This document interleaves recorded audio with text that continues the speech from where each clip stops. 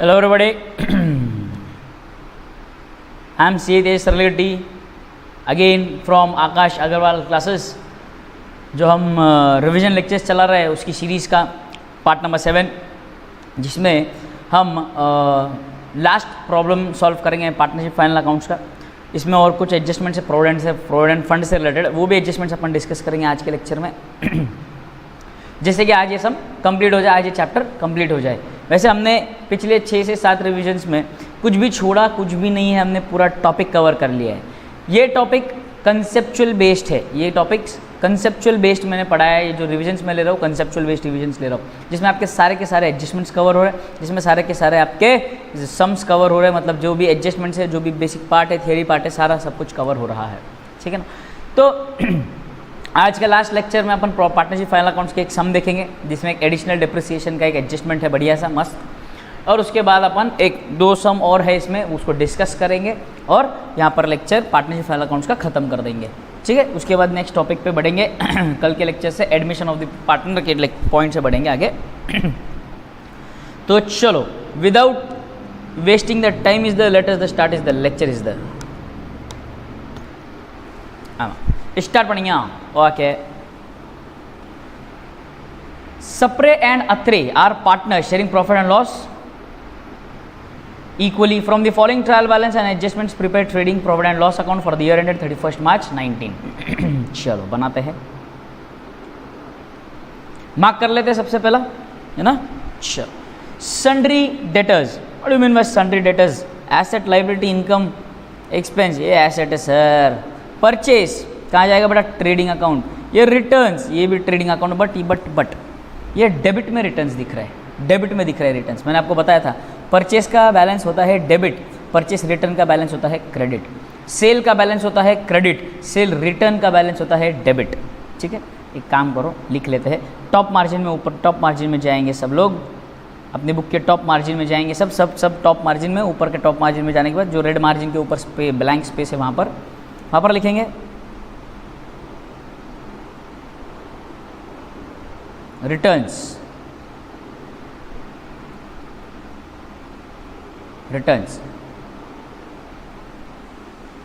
Debit balance, credit balance.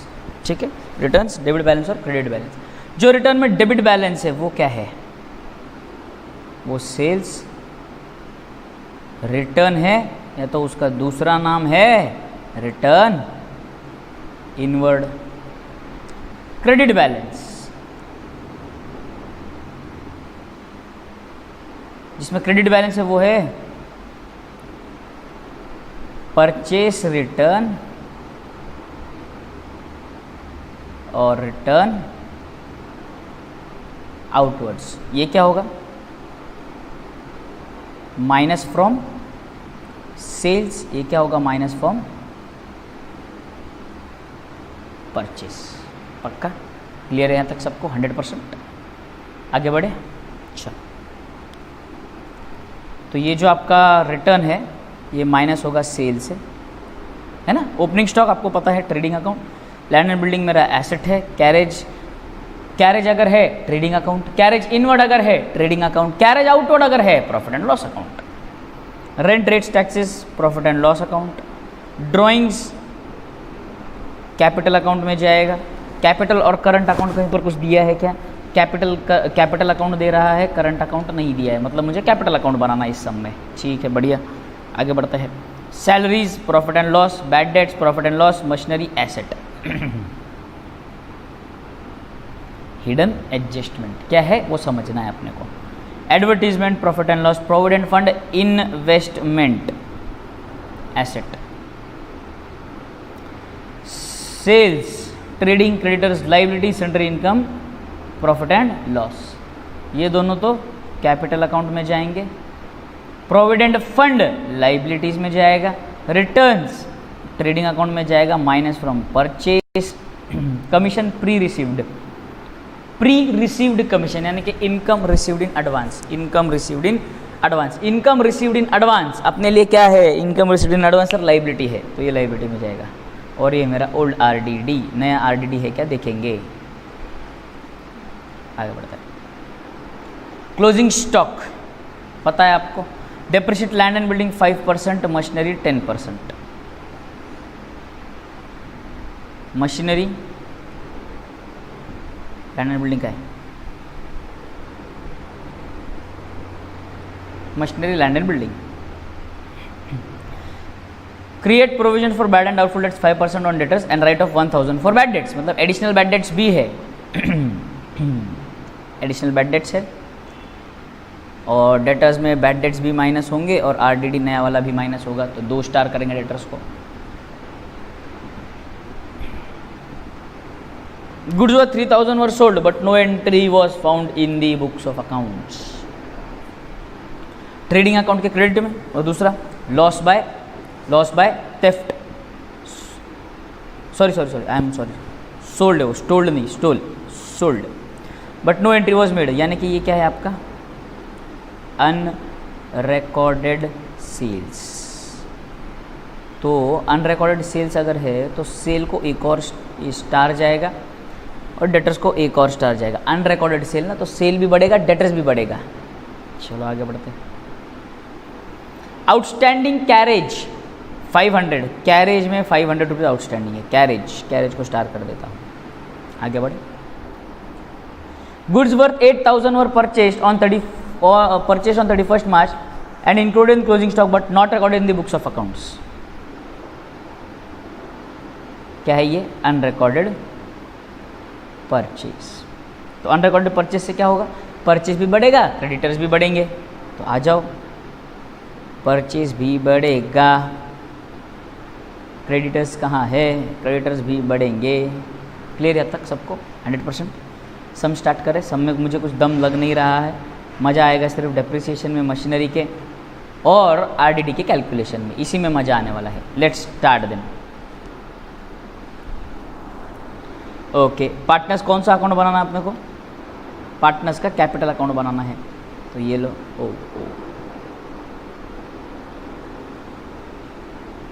Partners capital account लिखता हूँ यहाँ पे और नाम चेंज कर देते हैं यहाँ पर।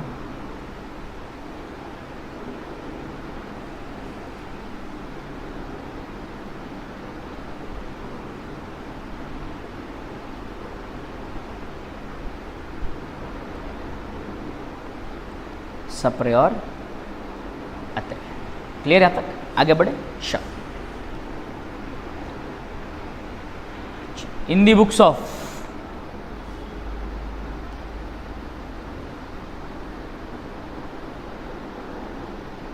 कंपनी का नाम नहीं दिया है,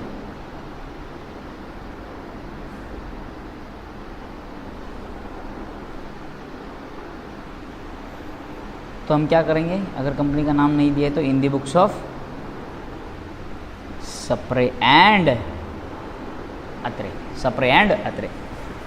late us start with the sum then, है ना? क्या दिया है सबसे पहले? देखो, सन्ड्री डेटर्स दिए बेटा। क्या दिए? सन्ड्री डेटर्स दिए हैं। ओके, सन्ड्री डेटर्स के पहले जो भी बड़े बड़े एसेट्स है, फिक्स्ड एसेट्स है, वो लिख ले क्या पहले? चलो, लैंड एंड बिल्डिंग लिख लेता हूँ 10,000 रुपये का लैंड एंड बिल्डिंग। उसके बाद कौन सा एसेट है? 25,000 का मशीनरी। बैलेंस शीट में आ जाओ, लैंड एंड बिल्डिंग। सर हम अगर पहले डेटर्स लिखे तो बेटा कोई बात नहीं, चलेगा, बट क्या है, प्रेजेंटेशन मैटर करता है। फिक्स्ड एसेट्स पहले आते हैं, करंट एसेट्स बाद में आते हैं, एक घद स्टेप ऊपर नीचे ठीक है, बट कैश, बैंक, डेटर्स जैसे एसेट बिल्कुल ऊपर, लैंड बिल्डिंग जैसे एसेट बिल्कुल नीचे, अच्छा नहीं लगता थोड़ा सा, है ना? लैंड एंड बिल्डिंग कितना था? 10,000, मशीनरी 25,000। लैंड एंड बिल्डिंग पे डिप्रेशन है 10,000, प्लांट एंड मशीनरी 25,000। ठीक है, दोनों को इनर कॉलम में लिखा कि दोनों में एडजस्टमेंट है। चलो, अब और कोई फिक्स्ड एसेट है क्या? मुझे तो नहीं दिख रहा। चलो फिर सन्ड्री डेटर्स 40,000, सन्ड्री डेटर्स 40,000। अब बात ध्यान से समझो, डेटर्स में एडजस्टमेंट क्या क्या है। पहला एडजस्टमेंट है अनरिकॉर्डेड परचेसेस। ध्यान से सुनो, टिक मत करना ऐसे जो मैं कर रहा हूँ। अनरिकॉर्डेड परचेसेस, एक लाइन उसके लिए छोड़ दूंगा मैं।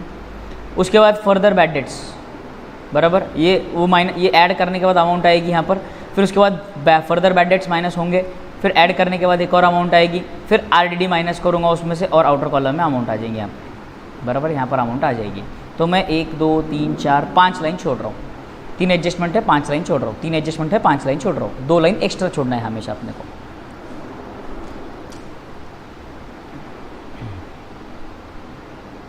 ये टिक मत करना जैसे मैंने लेटर्स में किया है, वो सब अपने समझने के लिए था कैसे मैं कौन से बेसिस पर लाइन छोड़ता हूँ। परचेजेस 65,000 आ जाओ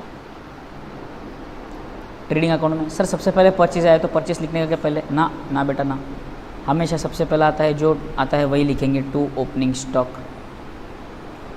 बराबर। टू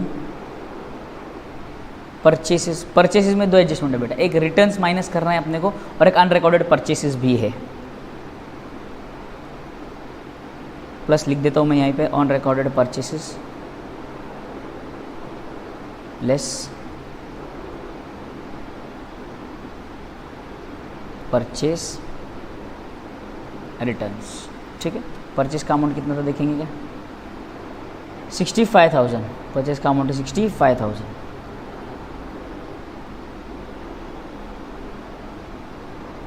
बराबर। उसके बाद क्या दिया है? रिटर्न्स दिए हैं। कितने रिटर्न्स है? 800 रुपीज़, राइट। 800 रुपीज़ के रिटर्न्स है। तो देखो अब मैं क्या लिखूंगा रेट, ध्यान से देखो। सबसे पहले हमेशा क्या आता है यहाँ पर? बाय सेल्स, बराबर है। इस बार एडजस्टमेंट है सेल्स के अंदर क्या? अनरिकॉर्डेड सेल्स का, तो यहाँ पर ऐड हो जाएगा अनरिकॉर्डेड सेल्स। अनरिकॉर्डेड सेल्स के बाद क्या आ जाएगा? उसके बाद अपने को इसमें से माइनस करने हैं रिटर्न्स, जो कितने हैं? 800। क्लियर है यहाँ तक? पक्का क्लियर है यहाँ तक? आगे बढ़ूँ मैं? चलो। ओपनिंग स्टॉक है 18,000 रुपये। ओपनिंग स्टॉक में एडजस्टमेंट नहीं होता, 18,000 रुपये, विषय क्लोज।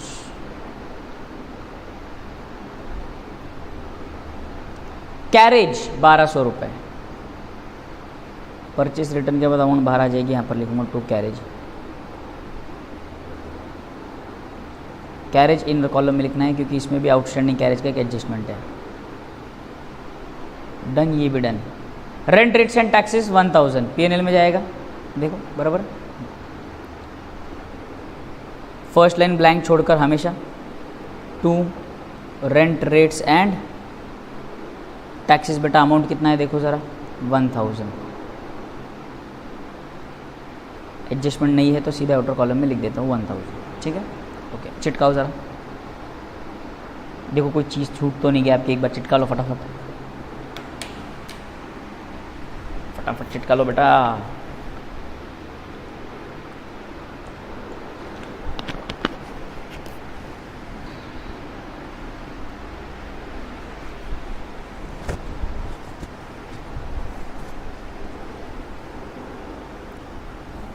डन क्या बेटा?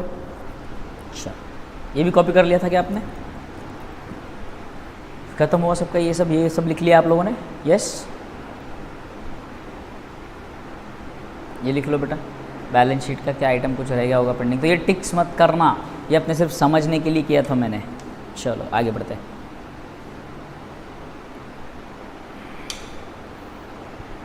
Drawings Sapre and Atre 3000 2000। Drawings का जाएगा कैपिटल अकाउंट में,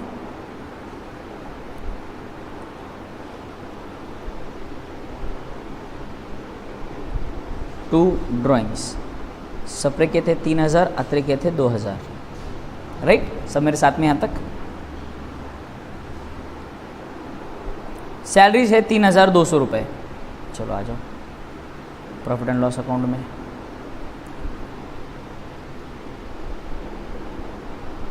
टू सैलरीज 3200, कोई भी एडजस्टमेंट नहीं है, सीधे आउटर कॉलम में। Bad debts 1000, okay. Bad debts 1000, to bad debts 1000। अब लाइन कितनी ब्लैंक छोड़ूंगा, ध्यान से समझो। बैड डेट्स में पहले फर्दर बैड डेट्स ऐड होंगे, बराबर। उसके बाद अमाउंट आएगी और उसमें से माइनस करेंगे अपन ओल्ड आरडीडी। वो माइनस होने के बाद हम उसमें माइनस ऐड करेंगे।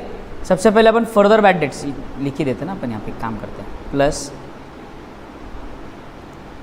Further bad debts, further bad debts आएगा, उसके बाद अगले लाइन पे आएगा यहाँ पर माइनस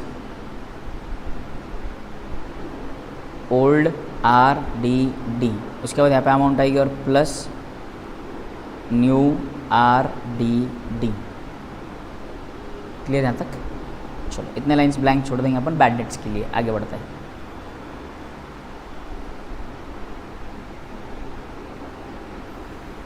मशीनरी का एडजस्टमेंट है, हिडन एडजस्टमेंट, वो अपने को बाद में देखना ही है।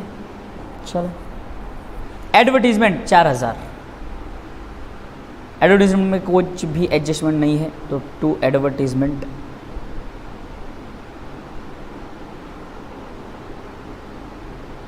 $4000। प्रोविडेंट फंड इन्वेस्टमेंट 18,500, इसके ऊपर थोड़ा सा डिस्कशन है अपना, वो करना है एंड में अपने को।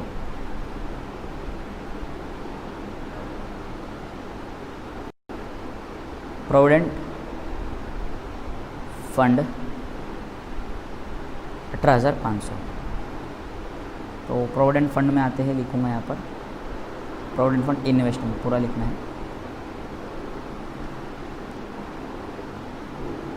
18,500 रुपये। क्लियर यहाँ तक? पक्का?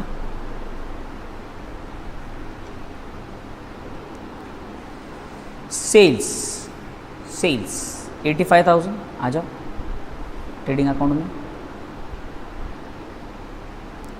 85,000। क्लियर यहाँ तक? चलो क्रेडिटर्स 23,000, एडजस्टमेंट है क्रेडिटर्स में।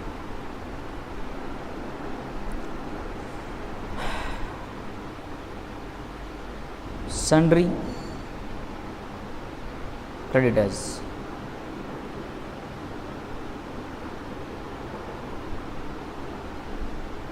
इनर कॉलम में लिखूंगा 23,000, एडजस्टमेंट है ना। सन्ड्री इनकम 2,000, सन्ड्री इनकम का आएगा आपके प्रॉफिट एंड लॉस अकाउंट में, बाय सन्ड्री इनकम। कितना? कोई भी एडजस्टमेंट है क्या इसमें? नहीं बेटा, तो चलो आ जाओ लिखो यहाँ पे आउटसाइड कॉलम में, आउटर कॉलम में लिखेंगे 2,000 रुपये। क्लियर? अब बारी है कैपिटल की, 35 और 35।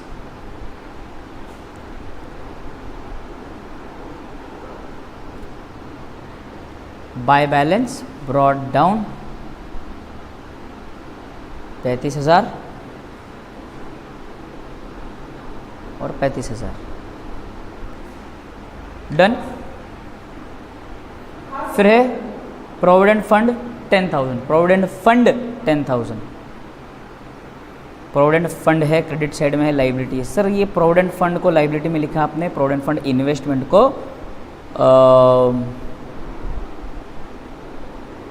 एसेट में लिखा सर आपने। सर ऐसे क्यों किया सर आपने? ऐसे क्यों किया सर आपने? उस पर बेटा डिस्कशन है ना अपना, बताया ना मैंने। 2 मिनट, ये गलती हो गई मेरे से। प्रोविडेंट फंड एक लाइन छोड़कर लिखना है, प्रोविडेंट फंड 10,000। क्लियर यहाँ तक सबको? 100%। आगे बढ़े। चलो नेक्स्ट क्या है देखो, रिटर्न्स, यानी कि परचेस रिटर्न है 1,500 रुपये के, परचेस रिटर्न है 1,500 रुपये के, परचेस रिटर्न है 1,500 रुपये, बराबर। डन यहाँ तक परचेस रिटर्न। आगे बढ़ते हैं, नेक्स्ट क्या है देखते हैं।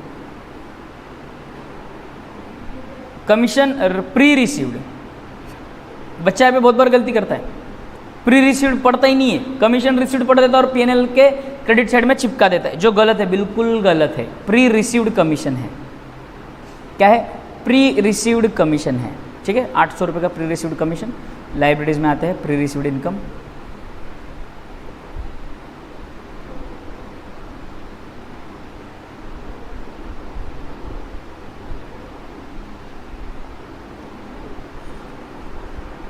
क्लियर यहाँ तक सबको?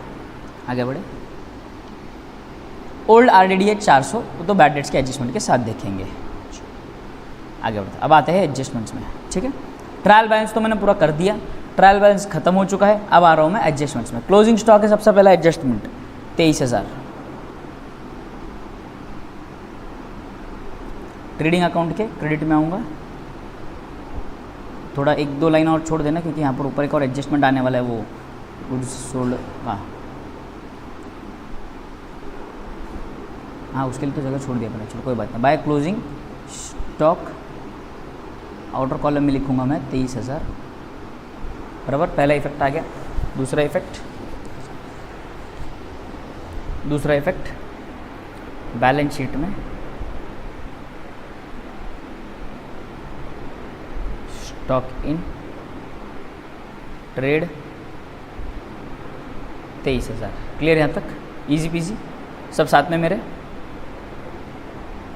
इसके बाद आता है depreciation land building at 5% and machinery 10%। ठीक है ना? अब ध्यान से सुनो। लैंड एंड मशीनरी में एडिशन से 1 अक्टूबर को 10,000 रुपए के। ठीक, चलो ध्यान से समझते हैं। पहले लैंड एंड बिल्डिंग 5% है, इसका तो कुछ विषय नहीं है, तो एक बार लैंड एंड बिल्डिंग का 5% माइनस कर देते हैं। Minus depreciation eight 5%। 10,000 का 10% होता है 1,000 और 1,000 का आधा होता है 500, तो 500 इसमें से माइनस हो जाएगा, जो आएगा 9,500। क्लियर यहाँ तक? आगे बढ़े, चलो। माइनस डेप्रिसिएशन एट कितना परसेंट बोला था? 10% बोला है मशीनरी का, बट इसके लिए मैं बनाऊंगा वर्किंग नोट नंबर 1। क्यों सर? आ जाओ दिखाता हूँ।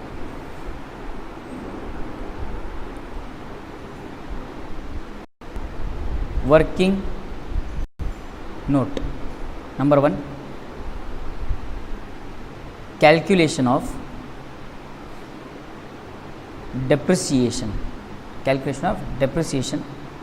On machinery. ठीक है, चलो देखो ध्यान से। मशीनरी कितने रुपए का है? 25,000 रुपीज़ बराबर। Machinery is 25,000। उसमें से वो बोलता है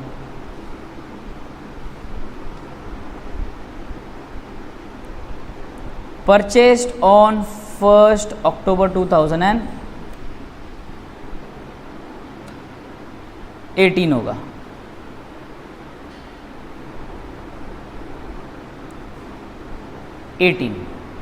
और दूसरा है ओपनिंग बैलेंस, जो पहले से चलता आ रहा है। मतलब 25,000 की मशीन में वो बोलता है कि उसमें से 10,000 की मशीन हमने 1 अक्टूबर को खरीदी है, तो यहाँ पर मैं लिख देता हूँ ₹10,000 बराबर है। तो 25 में से 10 के बचे कितने? ₹15,000।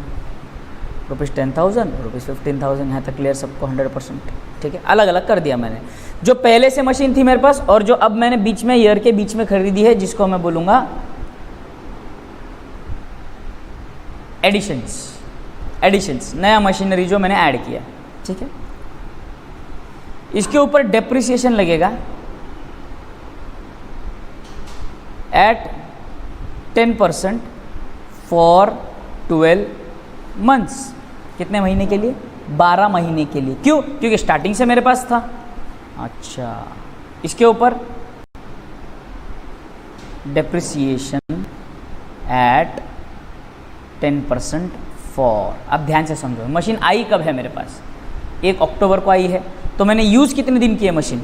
अक्टूबर, नवंबर, दिसंबर, जनवरी, फरवरी, मार्च बराबर यहाँ तक। तो मतलब मैंने सिर्फ 6 मंथ्स यूज़ किए हैं, तो डेप्रिसिएशन भी सिर्फ 6 मंथ्स का लगेगा, ज़्यादा नहीं लगेगा। क्यों सर? अरे जितना मशीन यूज़ करेंगे उतना ही डेप्रिसिएशन लगेगा ना। जब मशीन खरीदा ही नहीं था, जब आपने यूज़ किया ही नहीं था, तो उस पीरियड का डेप्रिसिएशन लगाओगे कैसे? तो ये डेप्रिसिएशन लग रहा है सिर्फ 1 अक्टूबर से 31 मार्च तक का। कब से कब तक का? 1 अक्टूबर टू 31 मार्च तक का ही डेप्रिसिएशन लग रहा है। अच्छा,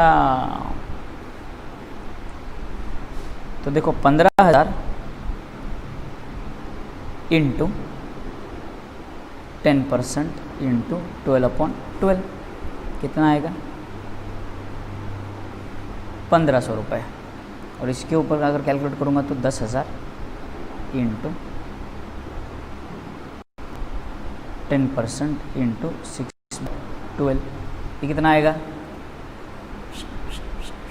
500।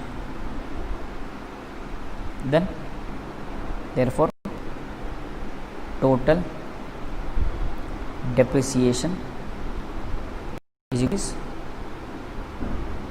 2,000 चलो चिटकाओ। सर वर्किंग नोट में ऐसे चार्ट बनाया तो चलेगा? अरे बिंदास, क्यों नहीं चलेगा, दौड़ेगा, मैं तो बोलता हूँ दौड़ेगा। चिटकाओ, जल्दी चिटकाओ डिप्रिसिएशन का वर्किंग नोट, तो आगे बढ़ेंगे।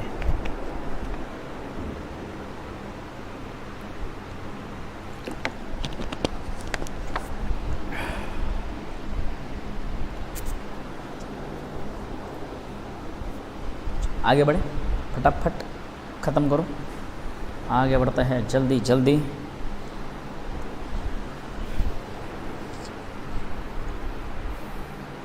ख़त्म, चलो आ जाओ। इसका 2000 था, हमने कैलकुलेट किया डिप्रिसिएशन, आउटर कॉलम में जाएगा ये कितना, 23,000 बराबर। और दोनों का डिप्रिसिएशन प्रॉफिट एंड लॉस में लिखना मत भूल जाना कि ये गड़बड़ में, वर्किंग नोट की गड़बड़ में बहुत बार क्या हो जाता है, हम एक इफेक्ट तो दे देते हैं बैलेंस शीट में, बट दूसरा इफेक्ट पीएनएल में लिखना बहुत बार भूल जाते हैं। तो वो भूलना नहीं है, बिल्कुल भूलना नहीं है। पीएनएल का दूसरा इफेक्ट जाना ही चाहिए, वरना प्रॉफिट गलत आएगा, बैलेंस शीट टैली नहीं होगा।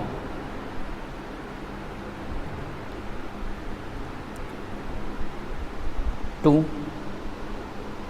depreciation, land and building,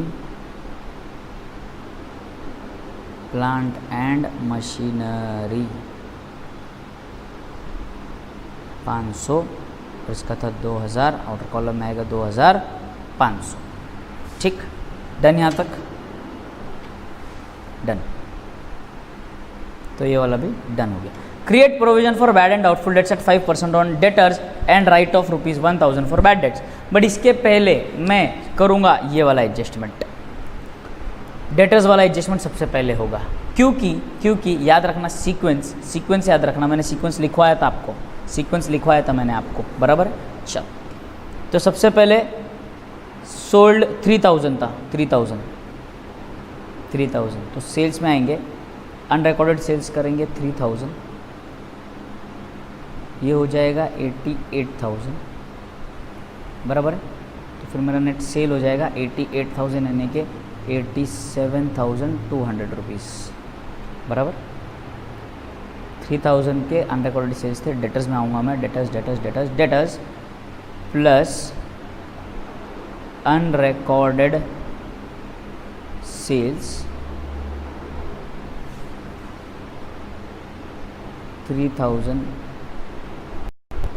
43,000 बराबर। चलो अब आ जाओ। ये होने के बाद अब create provision for bad dates 5%, ठीक है, and write off 1000 for bad dates. तो सबसे पहले बैड डेट्स राइट ऑफ होंगे 1000 के, minus further bad debts 1000, 42,000। Clear यहाँ तक? चलो, बैड डेट्स का दूसरा इफेक्ट बैड डेट्स में ऐड करना है, फर्दर बैड डेट्स 1000, 2000 बराबर, 1000, 2000। चलो, ओल्ड आरडीडी देखना आपने को, ओल्ड आरडीडी कितना था? ओल्ड आरडीडी था 400 रुपीज़, ठीक है।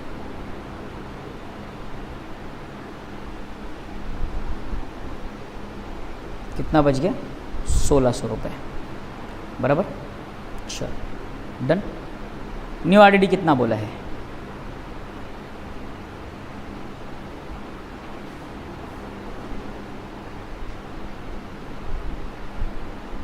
न्यू आरडीडी कितना बोला है? क्रिएट 5%, ठीक है, 5%। डेटर्स का अमाउंट कितना है? अब यहाँ पर आ जाओ, डेटर्स में 5% बोला है ना, तो यहाँ पर क्रिएट किया माइनस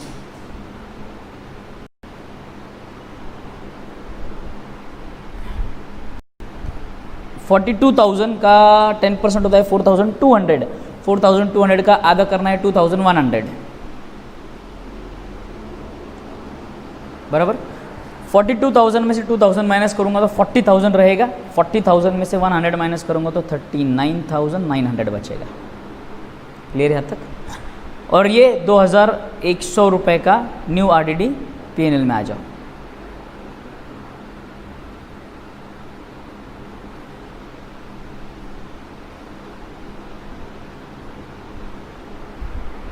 3700, विषय close, easy peasy, easy peasy. आगे बढ़े, पक्का।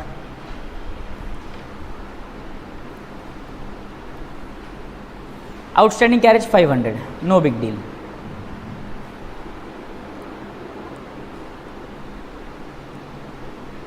Plus outstanding carriage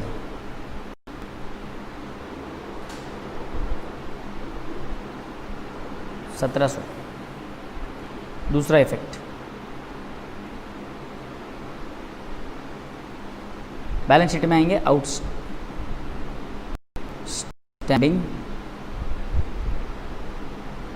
carriage 500, easy.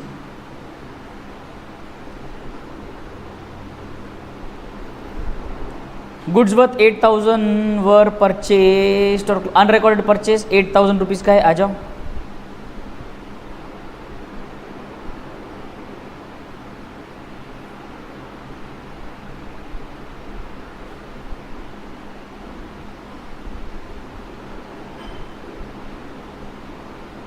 Carriage carriage carriage carriage carriage तो हो चुका।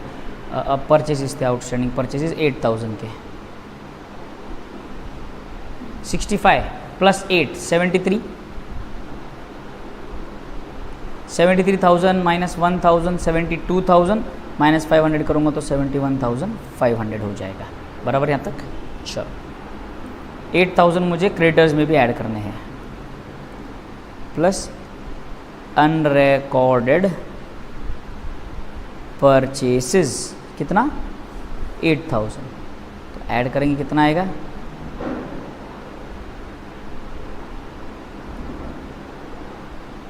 31,000। क्लियर यहाँ तक। आगे बढ़े, आगे बढ़े, पक्का। चलो आगे क्या बढ़ना है, खत्म हो गया सम। अब तो क्या काम है अपना, ग्रॉस प्रॉफिट। एक बार कोई हिडन एडजस्टमेंट तो नहीं रहेगा, देख लो एक बार। ये वाला हिडन एडजस्टमेंट तो कर दिया है मैंने और कोई नहीं था। खत्म हो गया है सम। चलो क्लोज करते हैं अकाउंट्स को अब।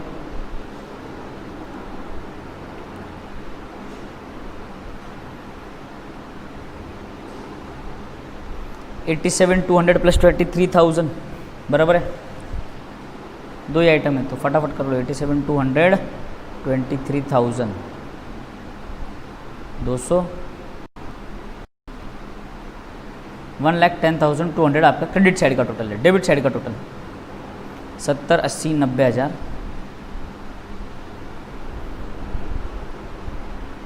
नहीं 90 हज़ार नहीं, एक ही हज़ार है। 70 80,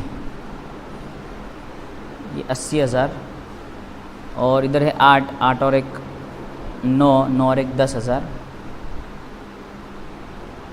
500 500 और 700 1200,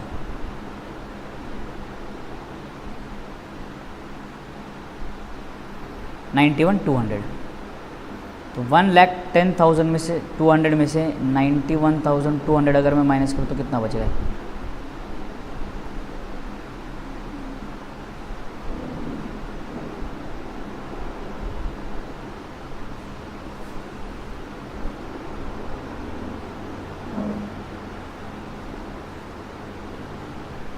$89,000।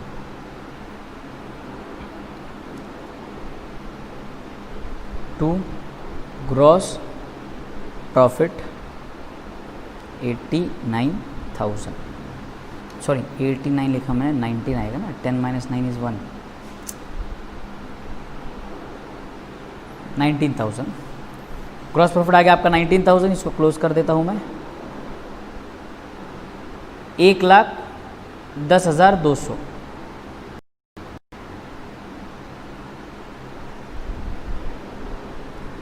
क्लियर यहाँ तक सबको?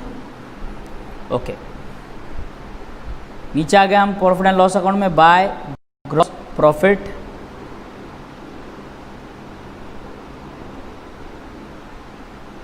19,000 2021। क्रेडिट साइड का टोटल है 21,000। बताओ डेबिट साइड का टोटल लेना है अपने को। कितने आइटम्स डेबिट साइड में है? हार्डली आइटम्स कुछ। चलो देखते हैं। 3 और 1 4, 4 और 3 7, 7 और 4 11 12 13,000। अलग से लिखते हैं यहाँ पे 13,000। इसके अलावा हंड्रेड्स देखेंगे तो 500 प्लस 700 1200, 1200 प्लस 200 1400 है।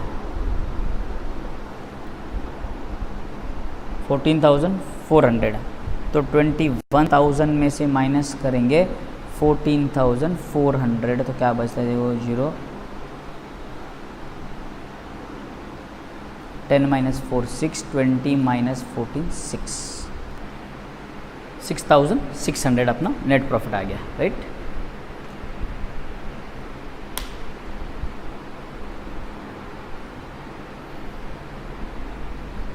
To net profit Sapre Atre दोनों में बटेगा 6,600 इक्वली 3,300 3,300। अकाउंट क्लोज कर देंगे 21,000 पर, इसका भी अकाउंट क्लोज कर देंगे 21,000। हो गए दोनों अकाउंट क्लोज। अब क्या करना है, पार्टनर्स कैपिटल अकाउंट में प्रॉफिट दे देंगे पार्टनर्स को बाय नेट प्रॉफिट 3,300 3,300 बराबर है। 38,000 माइनस 2,000 36,300, और यहाँ पर आएगा 38 यानी कि 35,300 to balance carried down.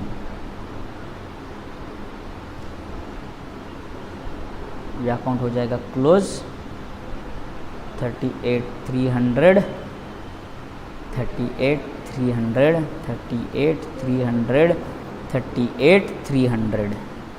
Clear, यहाँ तक सबको 100% समझ में आया क्या? पार्टनर्स कैपिटल का बैलेंस शीट में जाने दो, लायबिलिटीज में 35,300 36,300 है।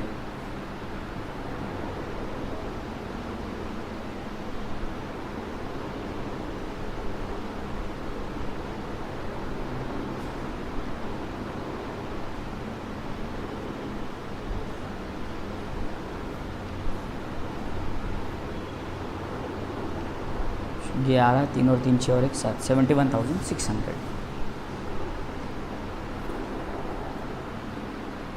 ये देखो टोटल थाउजेंड्स का 10,000 का टोटल लेते हैं पहले। 70 प्लस 30 1 लाख, 1 लाख प्लस 10 1 लाख 10,000 1 लाख 10,000। फिर 1,000 2,000 फिर 600 और 800 600 और 500 1100 1100 और 800 1900 0092131 1,39,900। देखते हैं अभी एसेट का टोटल क्या आता है। 20 30 20 70,000 ये हो गए।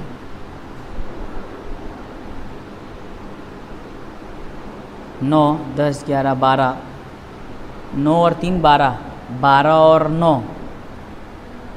21 21 21 और 8 29 29 प्लस 3 32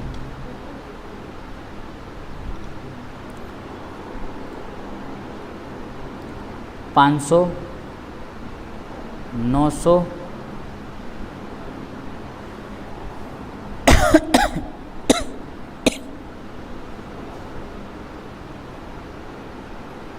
1400 900 और 500 होते हैं 1400 1400 1900 900 213 7 8 9 10 10,000 का डिफरेंस कहाँ आ रहा है?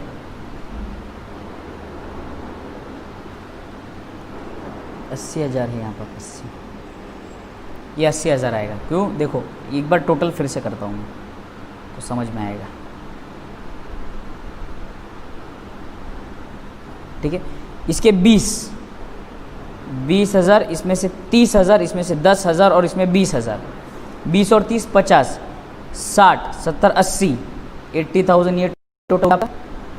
इसके अलावा फिर thousands 9 9 plus 3 12 12 plus 9 21 21 plus 8 21 plus 8 29 29 30 31 32 hundreds में 5 प्लस 5 10 प्लस 9 19 2 और 3, 2 और 1 3, 8 9 10 11, 11 हाँ 113,900 टैली।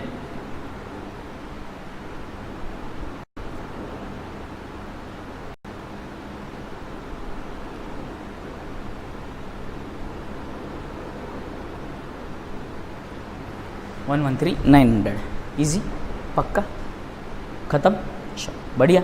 ओके, अब आते हैं नेक्स्ट सम पे, उसको डिस्कस करेंगे, उसमें कुछ अलग चीज़ जो होगी अगर तो, वरना अपना चैप्टर तो ख़त्म ही है। उसमें कुछ एक ही चीज़ थोड़ी सी अलग है जो मुझे एक्सप्लेन करनी है।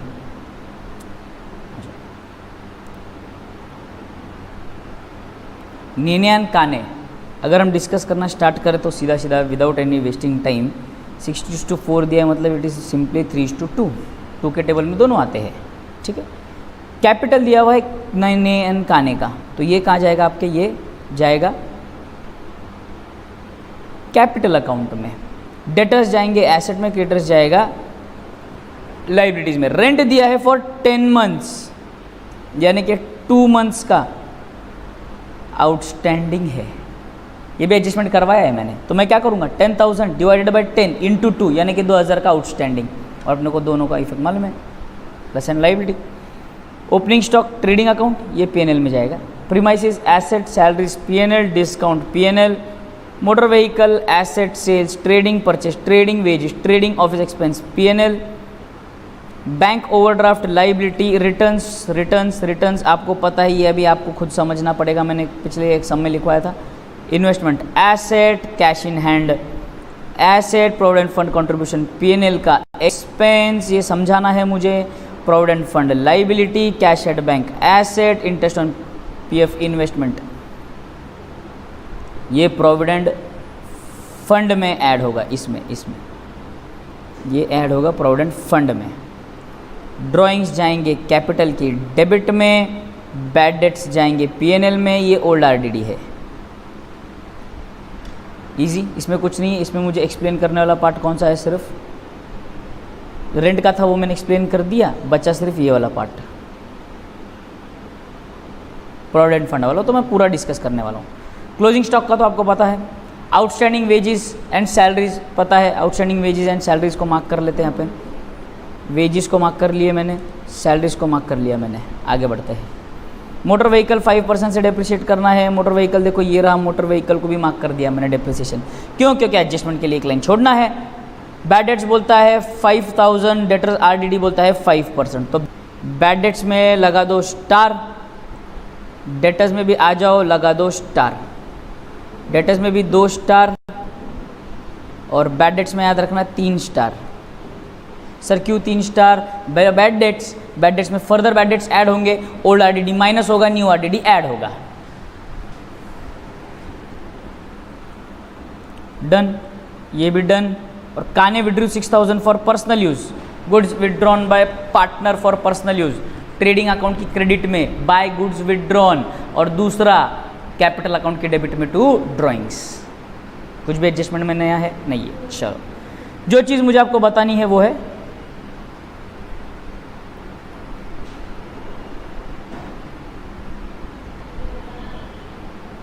प्रोविडेंट फंड के related. 2 minute,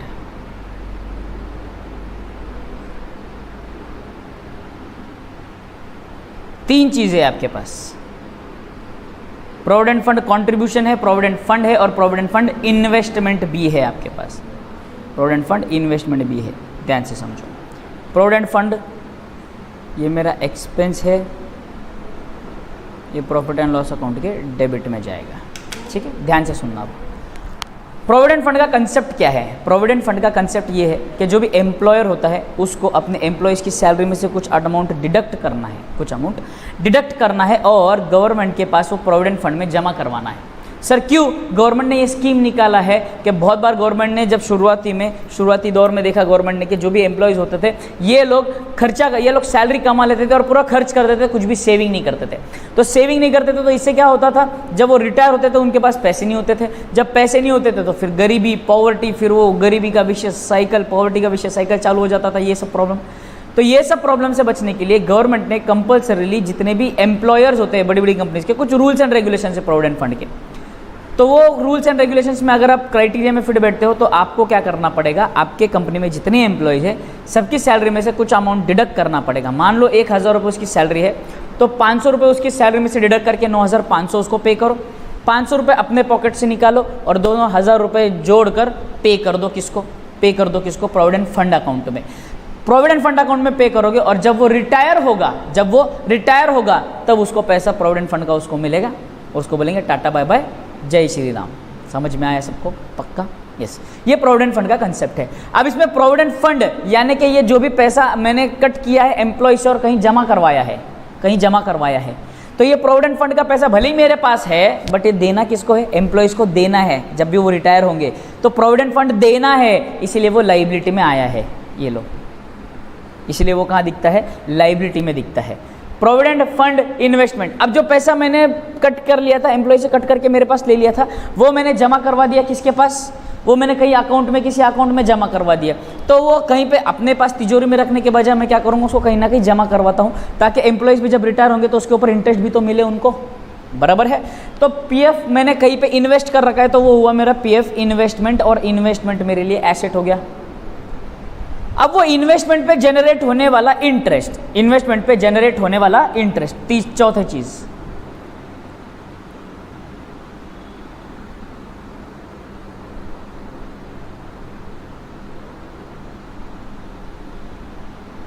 interest on provident fund. ठीक है, अब इसका ध्यान से समझो। इंटरेस्ट ऑन प्रोविडेंट फंड जो है ये जाएगा आपके प्रोविडेंट लाइबिलिटीज में,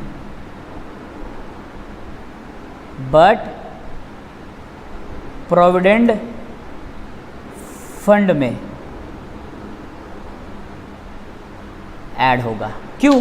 क्योंकि वो इन्वेस्टमेंट के ऊपर जितना भी हमने इंटरेस्ट कमाया है वो प्रोविडेंट फंड में जमा होता रहेगा। ये बात याद रखना है, प्रोविडेंट फंड में जमा होता रहेगा। क्यों? क्योंकि हमको एम्प्लॉयज़ को उनका फंड का पैसा साथ ही इंटरेस्ट का पैसा भी उनको लौटाना है। क्लियर यहाँ तक सबको पक्का 100%? ओके, ये चीज़ समझ में आ गई। अब ध्यान से समझो, वही इंटरेस्ट ऑन प्रोविडेंट फंड ये लिखा है मैंने यहाँ पे, देखो। अगर वो interest on provident fund investment जो है अगर वो ट्रायल बैलेंस में दिया है, if given in trial balance, तो हमको क्या करना है, प्रोविडेंट फंड में ऐड करना है। कहाँ ऐड करना है? प्रोविडेंट फंड में ऐड करना है। और अगर एडजस्टमेंट में दिया है तो हमको प्रोविडेंट फंड में तो ऐड करना ही है, side by side provident fund investment में भी ऐड करना है, प्रोविडेंट फंड के इन्वेस्टमेंट में भी ऐड करना है। तो ये फटाक से जरा एक काम करो, आप एक काम करो, ये चिटका लो।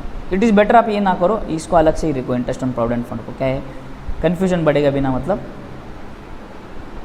कन्फ्यूजन मत बढ़ाओ, कीप इट सिंपल। चलो ये वाला चिटकाओ।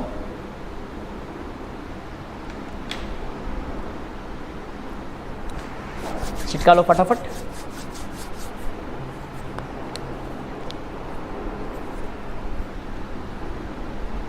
ये वाला भी चिटका लो बेटा।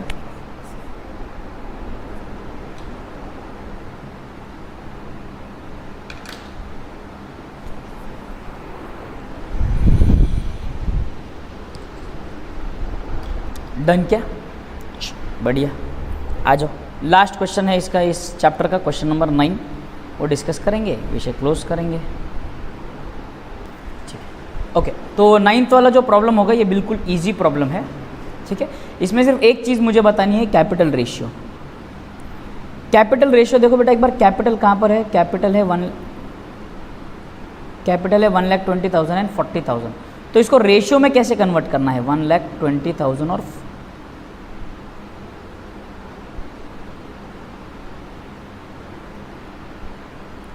जीरोस गए, zero cut,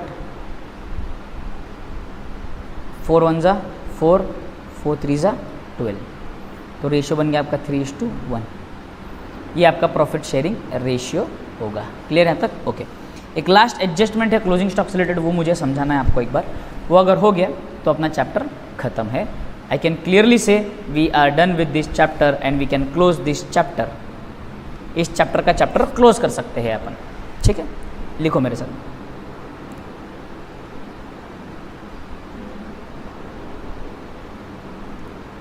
calculation of closing stock.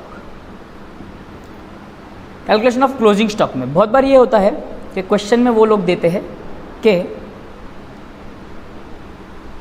Closing stock is valued, closing stock is valued at 10%, valued at market price which is 10% above cost। ठीक है, ये मैंने लिया था, एडजस्टमेंट लिया हुआ है, बट फिर से एक बार ले रहा हूँ। कुछ बच्चों की रिक्वेस्ट आई थी कि सर ये एडजस्टमेंट ले लो एक बार, तो मैंने ले लिया है वापस। ठीक है, ध्यान से समझो। अब दिया है अमाउंट विच इज़ रुपीज़, मान लो 50,000 ले लेता हूँ, चलो ठीक है, 50,000 ले लिए। अब बात समझो, उन्होंने क्या कहा है कि जो क्लोजिंग स्टॉक है उनका वो कॉस्ट से ऊपर रिकॉर्ड किया हुआ है, उन्होंने 10% ऊपर रिकॉर्ड किया हुआ है उन्होंने, बराबर है। तो 50,000 जो है, अब ध्यान से समझो, कॉस्ट प्रॉफिट ऐड होगा तो मार्केट प्राइस आएगा। तो कहता है कि 10% है ऑन व्हाट, कॉस्ट प्राइस, तो I will assume cost is 100, 10% on cost है, तो कॉस्ट अगर 100 होगा, प्रॉफिट 10 होगा, मार्केट प्राइस 110 होगा। मार्केट प्राइस है मेरे पास 50,000, मुझे कॉस्ट प्राइस चाहिए, तो मैं कॉस्ट प्राइस कैलकुलेट करूंगा। कैसे? 50,000 इंटू 100/110, जो आता है अप्रॉक्सीमेटली 45,455 रुपीज़। ये कैलकुलेट करके देख लो, समझ में आ जाएगा। बट सर इतना डिफिकल्ट कैलकुलेशन आएगा कि नहीं? इजी सा कैलकुलेशन देगा, एक्चुअली वो दे देगा ना यहाँ पे, तो वो एक्चुअली देगा क्या 55,000 देगा, जिससे कैलकुलेशन इजी हो जाएगी आपके लिए और आंसर 50,000 आएगा। इतना ऑड फिगर नहीं आएगा ज़्यादातर। ठीक है, ये बात सिर्फ एक बच्चे का रिक्वेस्ट था, इसीलिए मैंने समझा दिया आपको। देखो, कॉस्ट प्रॉफिट मार्केट प्राइस दिया हुआ है और क्वेश्चन में मार्केट प्राइस दिया है, तो मैंने कुछ नहीं किया, किल्विश, सम्राट किल्विश की जय हो वाला किया है, शक्तिमान देखते थे ना, तो वो चीज़ की है मैंने, बस और कुछ नहीं किया है। खत्म, ओके। अब एक सवाल और, बच्चों का एक सवाल आया था, सर आप ट्रेडिंग अकाउंट अलग बनाते हो, प्रॉफिट एंड लॉस अलग बनाते हो, बैलेंस शीट अलग बनाते हो, बट हमारे कॉलेज में हमारे टीचर ने बताया है कि trading profit and loss account एक ही में बनाओ, तो चलेगा क्या सर? दौड़ेगा बेटा, कोई प्रॉब्लम नहीं है। बस मैं चाहता हूँ कि ट्रेडिंग प्रॉफिट एंड लॉस जब हम कैलकुलेट करते हैं, जब भी हम लिखते हैं, तो उसमें खिचड़ी ना हो एक पेज पे। कभी कभी क्या होता है कि कोई कोई समय प्रॉफिट एंड लॉस अकाउंट थोड़ा हद से ज़्यादा बड़ा हो जाता है, या ट्रेडिंग अकाउंट का अंदाज़ा बिगड़ जाता है। इसलिए मैं चाहता हूँ हमेशा trading account, profit and loss account और बैलेंस शीट तीनों अलग पेज पर रहे तो बेहतर है। दूसरा सवाल, बहुत बच्चे पूछते हैं कि सर हमारे कॉलेज में या हमारे टीचर ने हमको कैपिटल अकाउंट बनाना नहीं सिखाया, कैपिटल अकाउंट बनाना नहीं सिखाया। वो कहते हैं कि बैलेंस शीट में ही आप प्रॉफिट्स को ऐड करो, ड्राइंग्स को माइनस करो। तो बेटा again it is a matter of presentation, अगर आपको वो ऐसा ईजी लगता है तो आप वो फॉलो कर सकते हो। सीधी सीधी बात अगर मैं आपको बताऊँ तो मेरे पार्टनर्स कैपिटल अकाउंट का जो क्रेडिट साइड है वो ऐड हो रहा है, यानी कि नेट प्रॉफिट जो क्रेडिट साइड में आता है वो ऐड वाला आइटम है आपका, और मेरे डेबिट में जो आ रहा है वो आपका लेस वाला आइटम है। सिंपल, बस, और कोई फर्क नहीं है। It is just that upon accounts follow कर रहे हो, अपन अकाउंट्स फॉलो कर रहे हैं तो अपन अकाउंट्स के हिसाब से मैं ज़्यादातर बेहतर चलता हूँ, क्योंकि जब पार्टनर से रिलेटेड ज़्यादा क्या कहते हैं, अगर पार्टनर से रिलेटेड ज़्यादा एडजस्टमेंट्स हो गए तो खिचड़ी होने के चांसेस है बैलेंस शीट में, तो गंदा शाय भी लगता है बैलेंस शीट। तो जितना क्लीन एंड नीट रहेगा अकाउंट्स पेपर आपका, उतना ज़्यादा बेहतर मार्क्स मिलेंगे, उतना ज़्यादा पेपर चेकर के लिए भी आसानी होगी। और दूसरा रीज़न मेरा पार्टनर्स कैपिटल अकाउंट बनवाने के पीछे का है कि ये हमें एडमिशन और रिटायरमेंट के और डेथ के चैप्टर में भी काम आते हैं पार्टनर्स कैपिटल अकाउंट, इसलिए अभी से हमको प्रैक्टिस होनी चाहिए। इसलिए मैं एडमिशन, रिटायरमेंट, डेथ के प्रैक्टिस के हिसाब से प्रॉफिट पार्टनरशिप फाइनल अकाउंट्स में भी इसका कैपिटल अकाउंट बनवाता हूँ। ठीक है गाइज, तो here I can conclude that we are done with partnership final accounts. अपन कल फिर से मिलेंगे, कल का चैप्टर का टॉपिक का नाम होगा अपना admission of a partner. Admission of a partner का टॉपिक पूरा स्टार्ट टू एंड रिवाइज करेंगे, पूरा का पूरा, और उसमें अगेन इंपॉर्टेंट सम्स उठाकर रिवाइज करेंगे डेफिनेटली। तो कल तक के लिए बाय बाय, एंजॉय। और हाँ, as we say again, sharing is caring. अपने ज़्यादा से ज़्यादा दोस्तों के साथ शेयर करो, अपना वीडियो का लिंक शेयर करो, अपने चैनल का लिंक शेयर करो, और जितने दोस्तों को हो सकता है उतने दोस्तों को बताओ, लोगों का फ़ायदा करो। ठीक है, अपना ख्याल रखो, अपने घर वालों का ख्याल रखो। Bye bye, enjoy.